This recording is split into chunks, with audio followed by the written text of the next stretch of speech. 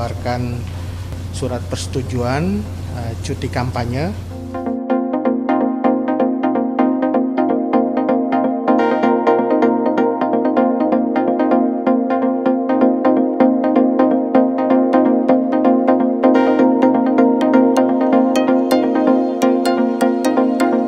Kemarin sudah dikeluarkan, Bapak Presiden melalui Menseknek telah mengeluarkan surat persetujuan cuti kampanye bagi Menko Polhukam Pak Mahfud MD sesuai dengan surat permohonan beliau untuk kampanye di jadwal-jadwal yang sudah beliau sampaikan kepada Presiden. Termasuk juga Presiden sudah memberikan persetujuan melalui Menseknek kepada Menteri Pertahanan izin cuti kampanye sesuai dengan jadwal yang juga sudah dijajukan oleh Menhan. Dan perlu teman-teman ketahui bahwa berdasarkan PP nomor 53 tahun 2023 ini ada dua kategori besar dari izin cuti kampanye. Kategori pertama adalah menteri-menteri yang diusulkan oleh partai politik, gabungan partai politik menjadi capres dan cawapres. Itu izin kampanyenya itu seperti diatur dalam PP selama masa kampanye atau cuti sesuai dengan kebutuhan. Jadi ada fleksibilitas bagi menteri yang menjadi capres atau cawapres. Kategori kedua adalah menteri yang menjadi anggota partai politik atau tim kampanye. Ini kategori izin cutinya seperti ditentukan dalam PP nomor 53 tahun 2023 adalah hanya 1 hari kerja dalam 1 minggu di luar hari libur. Nah, ini supaya diperjelas bahwa PP nomor 53 tahun 2023 itu membagi dua kategori ini.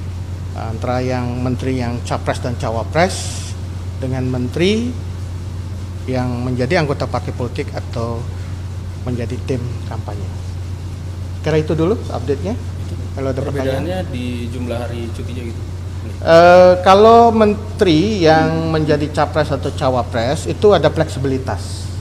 Fleksibilitasnya adalah menteri yang menjadi capres itu mengajukan izin cuti kepada Presiden sesuai dengan kebutuhannya. Misalnya tanggal-tanggal berapa dan di mana itu disampaikan. Tentu saja itu sejalan dengan apa yang sudah disampaikan kepada KPU dan ditetapkan oleh KPU sebagai jadwal kampanye. Fleksibilitasnya pada menteri-menteri yang menjadi capres atau cawapres. Sedangkan pada menteri-menteri yang menjadi anggota partai politik atau menjadi tim kampanye yang mengikuti pelaksanaan kampanye, cuti kampanyenya 1 hari kerja dalam seminggu di luar hari libur.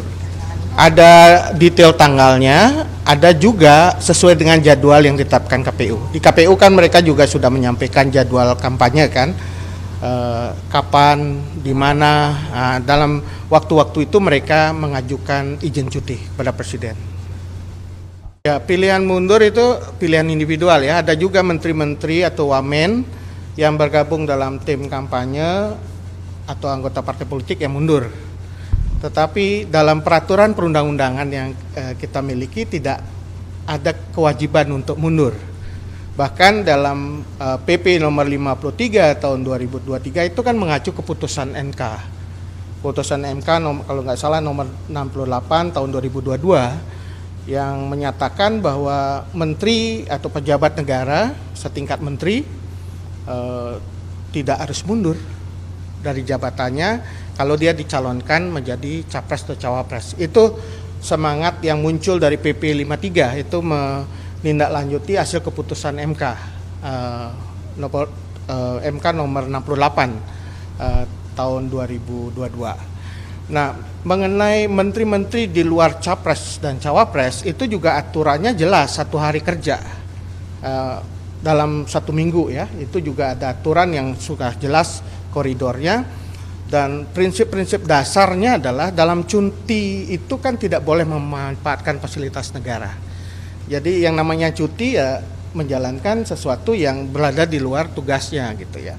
Dan itu tentu ada batasan-batasan yang sudah diatur di dalam peraturan perundang-undangan mengenai penggunaan fasilitas negara dalam masa cuti, dilarang untuk digunakan. Nah, selain itu kita tahu bahwa ada Bawaslu, ada pengawasan masyarakat. Tentu itu harus betul-betul kita lihat ke depan.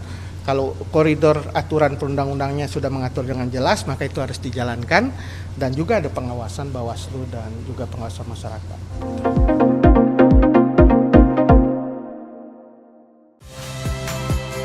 Saya Nitya Anissa, saksikan program-program Kompas TV melalui siaran digital, pay TV, dan media streaming lainnya.